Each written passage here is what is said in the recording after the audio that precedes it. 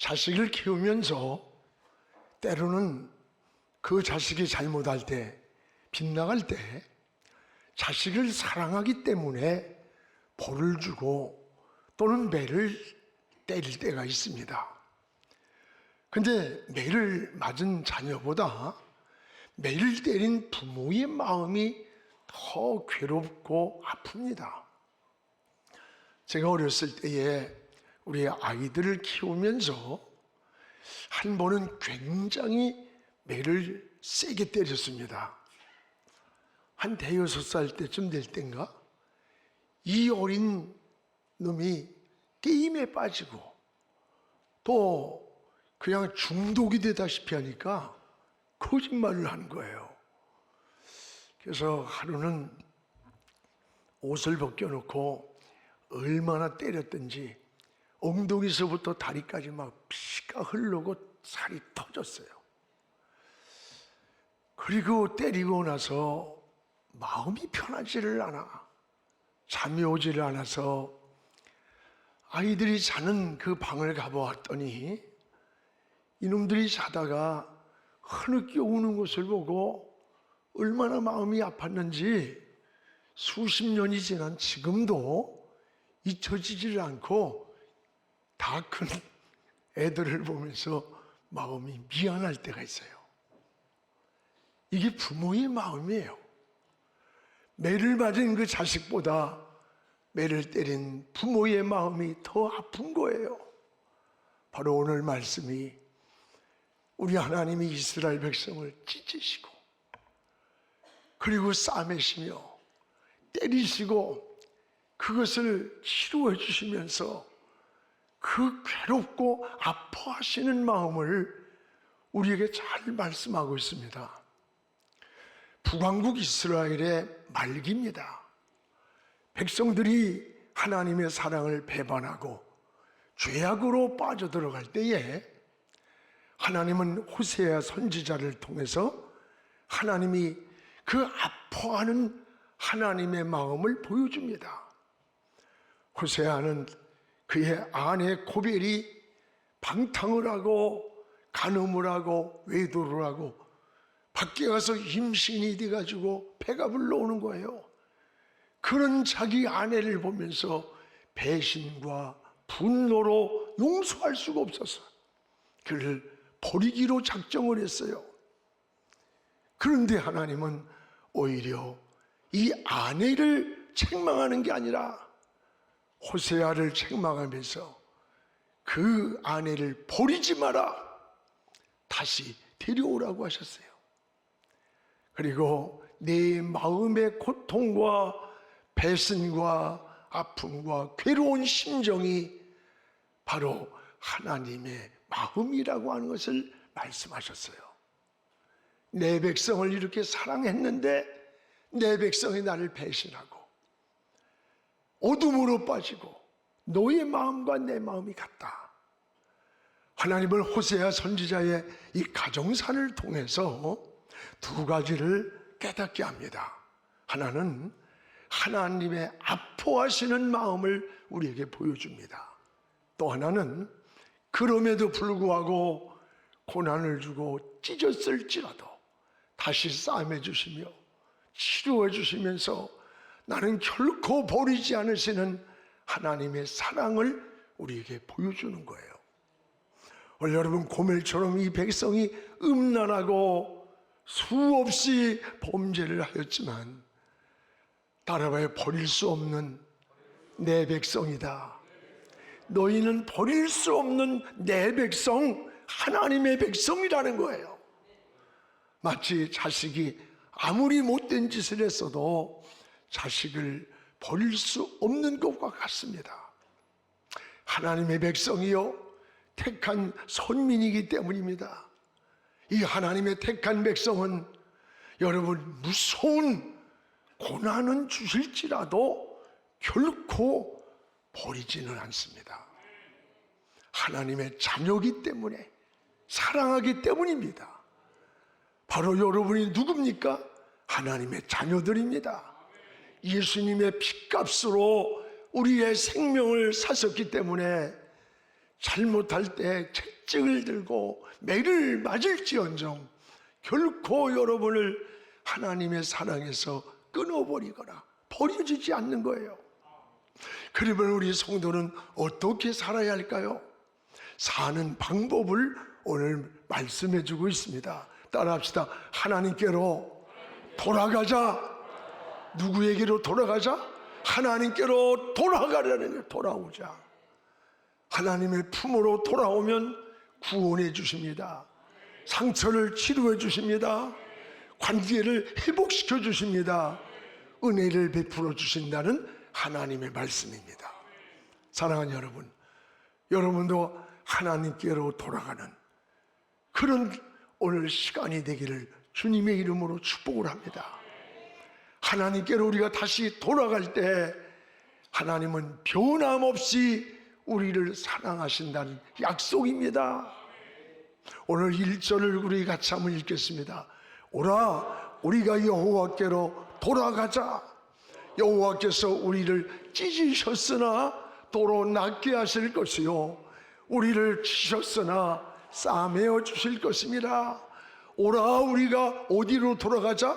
여호와께로 돌아가자. 하나님은 우리를 찢었지만 도로 낫게 하시고 우리를 치셨지만은 다시 싸매 주실 하나님께로 돌아가자는 거예요. 찢었으나 도로 낫게 하신다는 하나님. 이스라엘 백성들이 포로 생활에서 나라도 찢어졌습니다. 신앙도 다 찢어졌습니다. 그런데 이것이 우연이 아니라 여호와께서 우리를 찢었도다 그랬어요. 이 찢었다는 말이 여기에 하나님이 이게 확 잡아쳤다는 뜻이에요. 원문이. 누가 잡아쳐서 찢었느냐? 하나님이 찢었다는 거예요. 왜 찢었느냐? 자기의 백성을 찢는 그 아버지의 마음이 얼마나 아프고 얼마나 괴롭겠어요. 그러나 생명을 위해 수술하는 것과 같은 거예요. 수술해야만 살리기 때문에 그 병든 곳을 그걸 몇을 대는 거예요. 똑같습니다. 오늘 여러분 찢는다는 말이 얼마나 무섭고 굉장한 일인 줄 압니까? 하나님이 손을 내시고 하나님이 찢으시면 우린 하루아침에 다 찢어지는 거예요. 건강도 찢어지고 사업도 찢어지고 가정도 나라도 다 찢어지는 겁니다. 왜 찢으셨다고 할까요? 하나님의 백성이 죄악과 방종으로 빠질 때 하나님이 찢으셨다 그랬어요. 하나님이 찢으신 것은 누구도 낫게 할 수가 없어요. 하나밖에 없습니다. 하나님께로 돌아가는 길밖에는 없습니다. 여러분의 영혼이 찢어졌어요? 마음과 육체가 찢어졌습니까? 우리의 삶이 찢어졌습니까? 우리의 생업이 찢어졌습니까? 오늘 하나님께로 돌아가시기 바랍니다. 하나님께로 돌아와 치료를 받아야 돼요. 지금 우리 사회도 우리 민족도 너무나 많은 상처와 아픔이 있습니다. 우리는 하나님이 치료해 주시기를 기도해야 돼요. 또 하나는 내가 치셨으나 하나님이 다시 싸매 주신다는 것이에요. 백성들이 범죄할 때에 하나님은 저 바벨론을 통해서 저 앗수르를 통해서 채찍의 몽둥이로 그들을 사용했던 거예요. 그러나 다시 하나님께로 돌아올 때 하나님은 싸매 주시고 하나님은 치료해 주시는 사랑의 하나님이라고 말씀하십니다. 그럼 우리는 어디로 가야 삽니까? 하나님께로 돌아오는 것이 사는 길임을 깨닫기를 축복합니다. 시편 23편에 보면 다윗의 고백이 나와요. 4절에 지팡이와 막대기로 나를 안위 보호하셨다. 나를 지켰다. 오늘 여러분 우리에게는 지팡이 사랑이 있고 막대기 사랑이 있습니다. 우리가 믿음으로 살면 지팡이로 푸른 초장으로 물가로 우리를 인도해 주는 거예요. 그러나 자꾸 목자의 음성을 듣지 않고 자기 멋대로, 자기 고집대로, 자기 방법대로 멋대로 이 양이 가려고 자꾸 하면 이 양은 길을 잃고 결국 맹수의 밥이 되고 마는 거예요. 그래서 목자는 어떻게 하느냐? 그 양의 다리를 부러뜨린대요. 여러분, 유대인들은 유목민 생활을 했습니다. 그래서 다윗은 양과 목자의 관계를 하나님이 목자가 되고 자기의 양임을 깨닫고 하나님은 나를 지키는데 지팡이와 막대기로 나를 안위하고 보호한다 그랬어요. 그렇습니다. 그래서 유대인들은 이 양을 100마리, 수백 마리를 이끌다 보면 하루 말을 잘 듣는 양이 있는가 하면 이 말이 자꾸 빗나가고 곁길로 가서 돌아오지 못하고 결국 독수리 밥이 되고 맹수의 밥이 된다는 거예요. 그러면 그 양을 살리기 위해서 양의 다리를 목자가 의도적으로 부러뜨린대요. 그리고 양의 다리를 목자가 다 붕대로 싸가지고 그 시간부터 어깨에 메고 다닌답니다. 그 양을 메고 다니는 목자가 얼마나 힘이 들고 지치겠어요. 그리고 이 양이 다 나면 목자는 그 붕대를 풀어주면 이 양은 죽을 때까지 목자 곁을 떠나지 않고 가장 가까이에서 끝까지 따른다는 거예요. 사랑하는 여러분, 우리가 신앙생활 하는 데에도 지팡이의 사랑만 있는 게 아니에요. 때로는 하나님이 우리를 사랑하기 때문에 막대기의 사랑도 있다는 것을 깨달아야 되는 거예요. 자녀를 키우면서 자녀가 자라는데 격려와 지팡이도 있지만 때로는 자꾸 빗나가고 못된 짓을 하고 이 아이가 망쳐버릴까봐 막대기의 사랑이 주어질 때가 얼마나 많아. 성경에도 그래. 너 어느 때까지 매를 더 맞으려고 그런 짓을 하느냐. 사랑하는 자에게 징계를 주신다. 오늘 사랑하는 여러분, 우리는 지팡이의 사랑이 될지언정 막대기 사랑이 되지 않기를 축복합니다. 하나님은 사랑의 하나님이에요. 예레미야 29장 11절에 너희를 향한 나의 생각은 내가 아나니 평안이요 재앙이 아니니라. 이게 하나님 생각이라는 거예요. 너희에게 미래와 저 희망을 주길 원한다. 이게 하나님의 본질적 마음이라는 거예요. 그러나 너희가 찢어지고 상처가 났을지라도 너희가 하나님께로 돌아오라.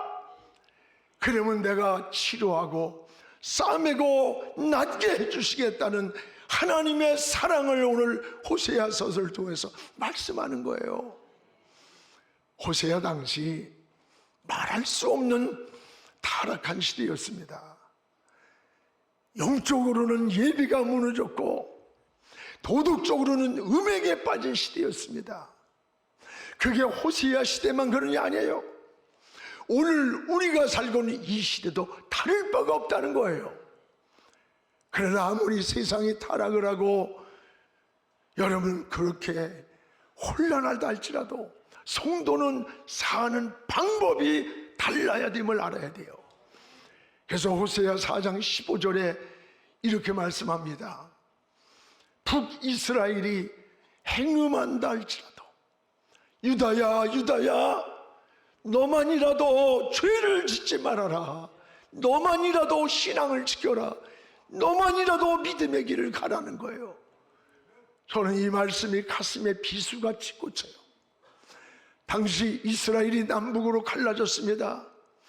북이스라엘은 반복된 죄를 지으면서 하나님의 권면에 귀를 기울이지 않을 때에 하나님은 이스라엘 백성을 향해 이스라엘이 다 범죄의 길을 간다 할지라도 유다야 유다야 너만이라도 범죄치 말아라. 믿음의 길을 가거라. 신앙의 길을 가라는 거예요. 그렇습니다. 세상이 다 타락한다 할지라도 너만이라도 죄짓지 말고 살아라. 다른 사람이 다 빗나가고 다른 길을 가고 타락의 길을 갈지라도 너 혼자만이라도 신앙을 지키고 믿음을 지키고 살라는 거예요. 그렇습니다. 여러분 신앙생활하다 보면 다른 사람과 비교할 때가 많아요.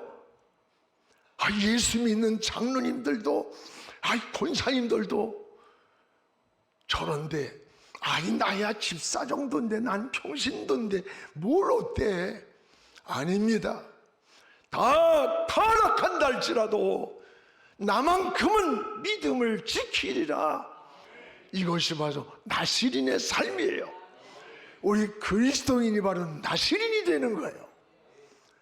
여러분 신앙은 누구도 비교의 대상이 없습니다. 다른 사람과 비교하지 마세요.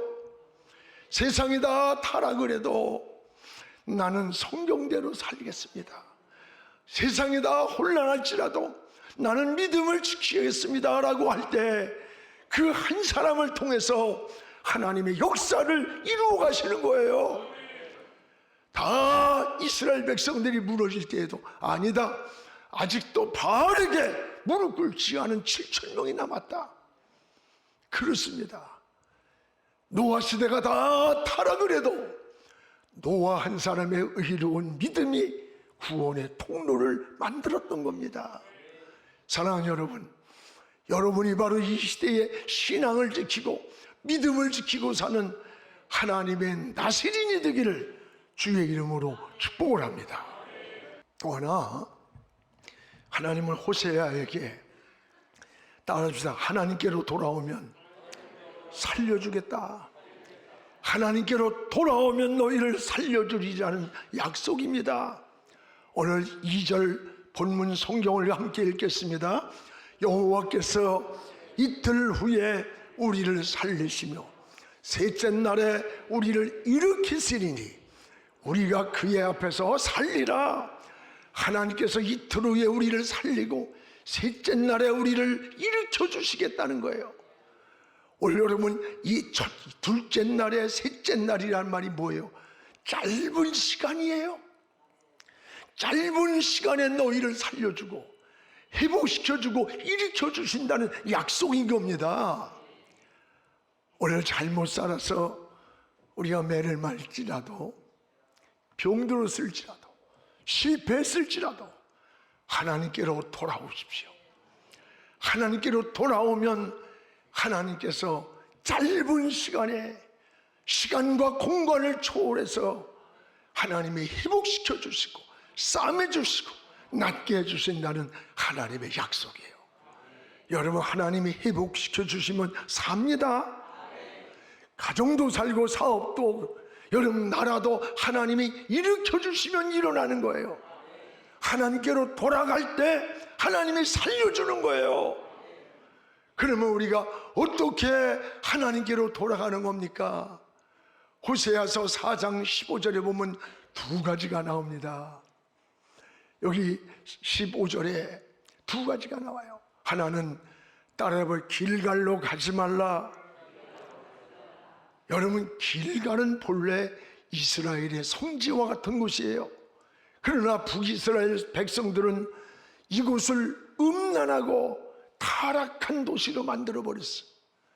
이 타락한 길갈로 가지 말라는 말은 즉 세상으로 하나님을 떠난 곳으로, 하나님이 없는 곳으로 가지 말라는 거예요. 하나님의 품을 떠나지 말라는 거예요. 또 하나는 뭐냐? 베나웬으로 올라가지 마라. 호세아 오늘 4장 15절에 보면 베다웬은 어디냐? 허무한 집이란 뜻이야. 허무한 집. 왜 허무할까? 하나님이 떠난 곳이 바로 허무한 곳이에요.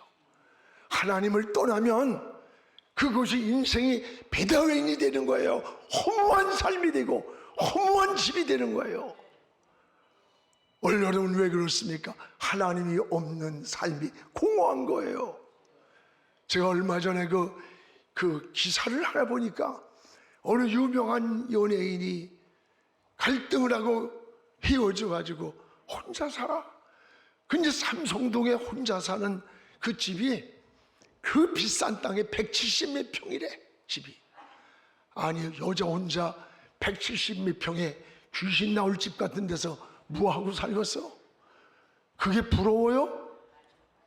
나는 보는 순간에 너무 불쌍하고 얼마나 공허하고 허전하고, 그게 바로 베다웬의 삶인 거예요. 소유한 것 같지만 그 안에 공허한 거, 뭔가 누리는 것 같지만 거기에는 허전함이 있는 거예요. 하나님이 없는 곳이 베다웬이라는 거야. 여러분, 지금 우울증 환자가 100만 명이 넘었답니다. 최근에 5년 사이에 35%가 증가를 했대요. 치료 비용이 1조 6천억 원이래. 자살이 늘어납니다. 마약이 급속도로 확산합니다. 왜 이런 자살이 늘어나고 왜 이런 마약이, 요새는 초등학교 아이들까지 마약을 소홀된다는 거야. 우린 지금 마약 청정국이 아니에요. 무섭습니다. 지금 뭔가 그 순간에 짜릿함을 누리고 인생을 좀 뭔가 잊어버리고 뭔가 쾌락 속에서 자기 인생을 좀 행복해 보겠다는 거야. 여러분, 공허한 마음, 허무한 마음 때문에 이런 마약이 발전하고 이런 여러분 자살이 증가하는 거예요.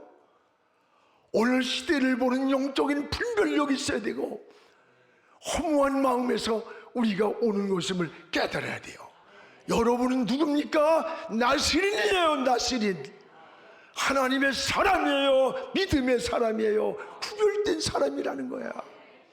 하나님을 떠난 허무한 베다웬으로 가지 말고 하나님의 품으로 돌아오면 하나님이 찢었으나 낫게 하시고 찢었으나 싸매주신다는, 다시 말하면 이틀 3일이란 말은 짧은 시간에 너희를 회복시켜 주겠다는 하나님의 약속인 것입니다.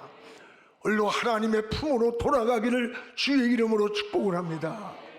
또 하나는 따라합시다. 하나님을 힘써 알자. 오늘 하나님을 힘써 알자는 거예요. 3절입니다. 여러분, 성경을 가지고 다녀야지. 성경에다 이렇게 동그라미를 해놔야 돼. 그래야 말씀이 마음의 양식이 될 때, 안식이 되고 요동칠 때 우리 마음을 평안하게 붙잡아줘요. 굉장히 중요한 거예요. 우리 성경 가지고 다니기 운동을 하잖아. 어떻게 장례를 나가는데 관도 없이 나가? 송장은 있어야지 갖다 묻지. 오늘 호세아 6장 3절을 우리 같이 읽겠습니다. 그러므로 우리가 여호와를 알자. 힘써 여호와를 알자. 그의 나타나심은 새벽 빛같이 어김없나니 비와 같이 땅을 적시는 늦은 비와 같이 우리에게 임하시리라.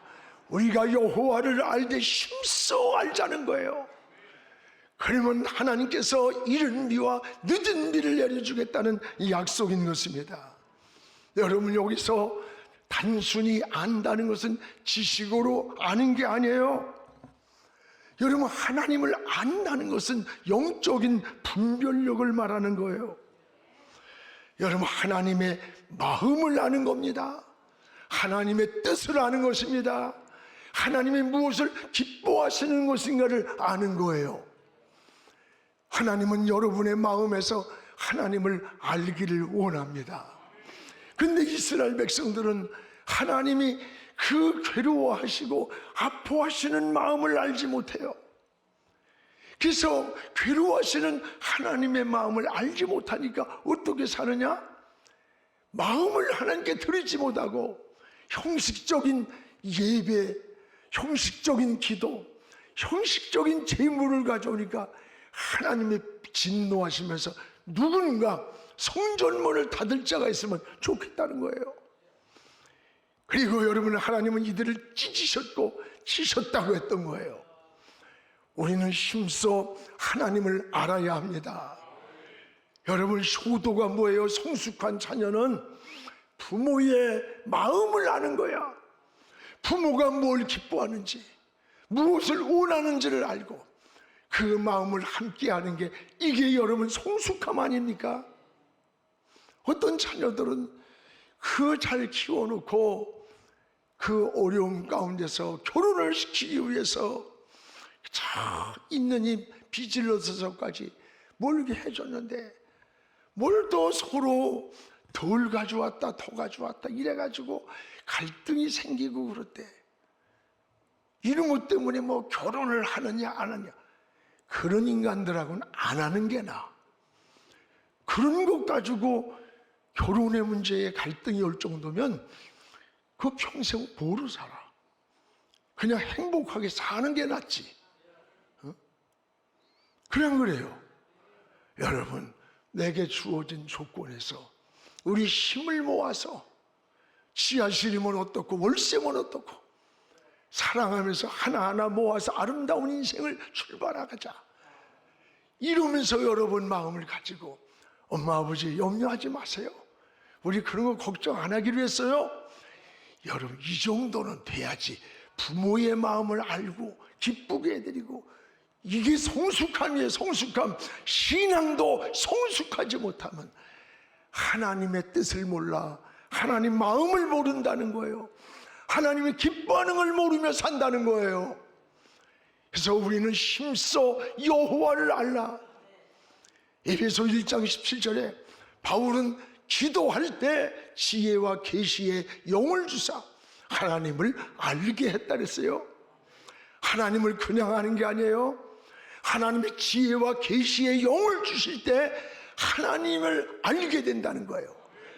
안다는 건 단순한 지식이 아니에요.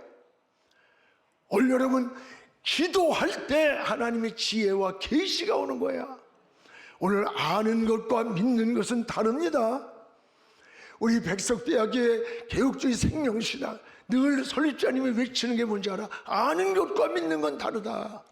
아는 것은 지식이라면 믿는 것은 예수 그리스도의 생명의 복음이라는 거. 복음. 우리는 지식이나 머리로 하나님을 아는 게 아니에요. 하나님은 여러분의 마음에서부터 영적인 분별력을 가지고 하나님이 기뻐하시는 뜻을 알기를 원하시는 겁니다. 하나님의 마음을 바로할 때 하나님은 이른 비와 늦은 비로 축복하리라고 약속합니다. 오늘 3절 하반절에 비는 이스라엘 백성들의 축복의 상징이에요.